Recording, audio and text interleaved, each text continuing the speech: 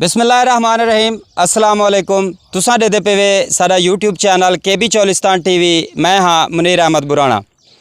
दोस्तों जिमें जो तुहानू पता है कि मैं चौलिस्तान दे विच मुख्तलिफ जगह ते वेंदा रहा वेना और अच्छा तो अच्छा तुहाडे वास्ते वीडियो घिनते आंदा रहा वेना।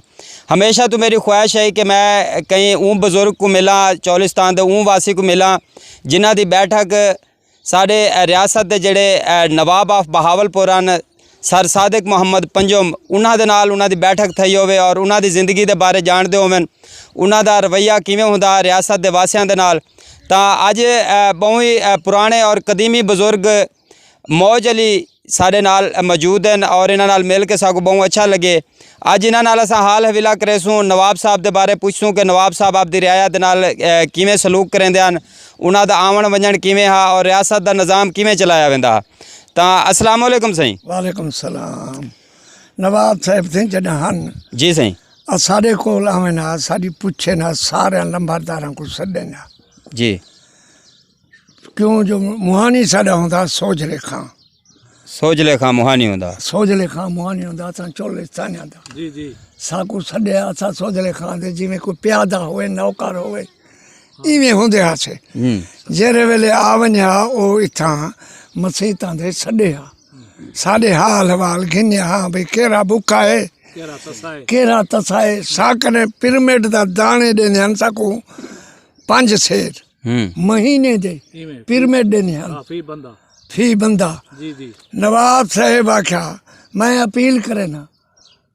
तो पिरामिड खत्म थी वेचे जी। असां दुआ मंगी अल्लाह से यहाँ साडा पिरामिड खत्म थी गया। असां नवाब जा गुलामियां करेंदे नवाब दे इतां सरदार आंदे असां इतां करेंदे फगूसी चाहूँगा नवाब साहब को सूखड़ी दूँगा खुंबिया चाहूँगा सीटू ना खुंबिया फगूसी शंगरिया सुनी ते बई भी डाली के जी। दोस्तों तुसां सुनदे पे हो बुजुर्ग दसेंदे पेन से कि ऊँ दौर दे विच नवाब साहब जेड़े टाइम आंदे हन आपदे रियासत दे वासियां कोल तां नवाब साहब उन्हां को सौगात पेश कीती वेंदी, सूखड़ियां पेश कीतियां वेंदियां हन, रोही दियां सूखड़ियां जिंदे विच फगूसी थी गई, संगर थी गए सही, उहदे बाद खुंबियां थी गया। खुंबियां भी एक रोही चौलिस्तान दी सौगात है। तां डाडा मौज अली साहब साकू ये दसे सो नवाब साहब नाल किदें तुहाडी मुलाकात थई, आपदी गाल बात थई? तेरे वेले सोजला मोया जी सोजला मोया आया असां हासे उठां ही लुंगी सटोस जनाजा पढ़ायो साकू सारे का दुआ मंगो पुत्र जी सुनी ऊँ वेले थई में वो आंदा असां परे हाथ खड़े करूँगा ओ परे हाथ खड़े करे ते इनाम देना दे वन्या पे ऊँ दौर कितना कितना इनाम दे देंदे हन? ओ ऐसे जरा आ वन्या कहीं को 5,000 आ वन्या कहीं को 2,000 आ वन्या कहीं को 1,000 आ वन्या कहीं को 5 रुपये आवे ना जिमें कहीं हाँ इवें जैसे दसेंदे पेन के जेड़े टाइम नवाब साहब आवे ना इत्थां आपदी रियाया दे कोल तां इनाम जेड़ा देंदे हन। अज तां लोग अगर कहीं को 100 भी देवना होवे तो 1-2 बारी चेक करें कि 200 ना चला वजे तो नवाब साहब बगैर गिणन तो इनाम लेंदे हैं कहीं को 1000 के 5000 के ऊँ दौर दे विच। हालांकि पाकिस्तान जेड़े टाइम बन गए तां जेड़े पाकिस्तान दे कायदान मुहम्मद अली जिन्ना साहब उन्होंने एक बहुत तारीखी जुमला आख्या। उन्होंने यह आख्या कि अज जेड़े मेरे पेन दे विच स्याही इस्तेमाल थी पी है ये स्याही भी नवाब ऑफ बहावलपुर की दिती हुई दान है। तां नवाब साहब उन्होंने दे बहुत खिदमात हैं, नवाब साहब होने दे इतना खिदमात हैं कि असां उन्हां दा तज़किरा नहीं कर सकते। तां असां खुशकिस्मत से अज असां उन्हां बुजुर्गों नाल बैठे हैं कि जिन्होंने नवाब साहब को आपदे अखीं दे नाल डिठे और नवाब साहब दे नाल गाल मुहाड़ कीती है। जेड़े सोजल खां दा जिक्र करेंदे पेन, मैं एक रवायत सुनी है कि सोजल खां को नवाब साहब को सदवावना पिया तो तकरीबन 1 घंटा तो 28 मिनटां दे विच बहावलपुर तो इत्थें मोटर पहुँची है नवाब साहब की किला ड्रावर दे विच। तां इन टाइम असां बैठे भी किला ड्रावर दे विच से। अच्छा डाडा सिंह साकू ये दसे सो कि पीर फरीद उन्हां नाल भी कितनी मुलाकात थई है? पीर फरीद संग ने अगे मर गई अल्लाह अकबर दा प्यारा प्यारा शागिर्द को बेग को उए असां वेने हैं हर साल मैं वेना हर साल सारा दे पोट मिठा उठा हाँ इवें डूहे नाल खड़न फोटू सोने जा खड़िया बजा खड़न नवाब साहब लाइन पेरा कने लाड़न है इश्कास जिंदे उत्ते फरीद रोही फिरिया वो पेरंग ने मोई पे हाँ धोखे हाँ सुनी ते मारो संग ने। ज़्यादा पेरा कने जैसे पीर फरीद दी धरती रोही चोलिस्तान और साडे कोट मिठन दे घोट ख्वाजा गुलाम फरीद उन्हां दे बारे असां पुछदे पिया से तां सागू बजुर्ग दसेंदे पेन के सारी होश तो पहले ही उन्हां दा विसाल थी गया। तां बाबा जी भैया सागू कोई आपदा हाल हविला ॾेसो तां माशाल्लाह मैं ॾाढे मौज अली दी तुआकू उम्र दा दसेंदा वञा तां इन्हां दी उम्र तकरीबन 90 तो 95 साल इन्हां दी उम्र थी गई है और माशाल्लाह इन्हां दी समात भी ठीक है और इन्हां दी नज़र भी ठीक काम करेंदी है टुर फिर भी आप गिंदन सागू बिया कोई रोही दा हाल हविला ॾेसो या इहो हाल वाले जो भी जेरे वेले माधु आया माधु सिंह जी ते नवाब साहेब पनाह ना देंदा अच्छा से क्यों जो वो इंडिया दा डगेठा सोजले ने आदे उनको पनाह खिनवा दी नवाब साहेब कने जी वो उथू जरे वेले आया इंडिया चूंदा 75 बंदा जी हूंदा डाकू बदमाश नाल हन अच्छा उनको निशानी नहीं तो मेरी जो रात दा आवे से भाड़ा दे टोबे दे होसी मेरा टोबे कने कुतुब दे त्राए गोपे हन लकड़ी ले सारे गोपे होने जी गोपे हन गोपियां ली जा दे वेसो उथा जवान सडे सो मेरे उंगले नहीं गरम छापारन जवानी है जोर हा सुसा साड मरे तो जवान आवे सी जेरा हुक्म रखे सो माधु को आख्यो माधु को जरे मैं डिठुम मैं को कंपनी छोड़ गई काका अच्छा तलवार होवन राइफला होवन ते कट्टा कोवे कदब दी मैं के अज दा ना बचूं ए जरी माधु सिंह सिंह वो जवान हा अलर्ट जवान हा इंडिया दा जिको डकेट आखो या उन्होंने नवाब साहब दा जले तारीफ सुनी तो वो इतना पहुँचे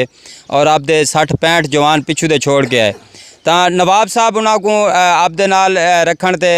राजी कहना हन जिंदे च सोजल खान ने कुछ मदद की थी और काफ़ी अरसा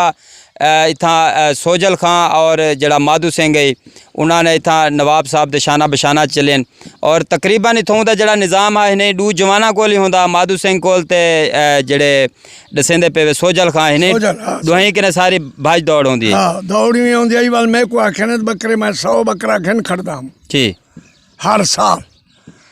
डावी घ्यो दे पीपे घन खड़ा वो जेरे वेले वन्ने है डोडू डगेटी दे बदमाशी दे वो आवे रात दा मैं को सड्या मैं 4 बकरे देवा जी ओ किवें उन्हां को कुया झटका मरेदा सुन उर्वार चरण पार चरण चरण बाबे साईं दा घा हुकुम ओ जेरी जेरा जिंदे सिरी परेवान पे वो पाक आउना किते जिंदी सिरी खड़ी रहो आराम झटका हाँ सुनी ते वालू दी घर वाली जेरी है मई दू बाल हने जी कहीं नौकर को कहीं बच्चे को कहीं बंदे को माधु कनेड़े कना बनता जी झुग्गी बनाई आज परे झूपड़ी मई देखा तो ये पानी पीवा संघ जो दिसिया सुनी मैं को मासी सड़े नाम मैं को आधा खीर तू दे आया कर माँ को घेन आया कर मेरी माँ है माँ जमाल हाथ जी ये माँ को घेनाई कर मेरे दाल दे रेंड कटाए कर अब जेरा इनाम घिंदा रासे माधुआ दा मैं अब बातें को दे साऊं को बाकी जरे जितने लश्कर है आदि है जो तू उनको दा उमा क्या नहीं ये जरे वेले 100 जाल में को बिल्हाई बैठे थे 100 जाल ही को प्यारा किती खड़े हाँ 100 जाले भी ये मेरे वास्ते 100 जाले मई 3 साल मेरे टोभे दे दू माधु वाला कंडा इनंग ने पुछगन मशहूर है 3 साल मई थारी 3 साल पे क्या पुजायो माशाल्लाह अच्छा सही डाडा मौज अली साहब सारे देखण वाले को कोई पैगाम देना चाहो या कोई सन्या कोई सुध सन्या होवे तां सारे देखण वाले को तुसा दे सकदे वे असां तुहाडा जड़ा इंटरव्यू इंशाल्लाह अपने YouTube चैनल ते अपलोड करेसूं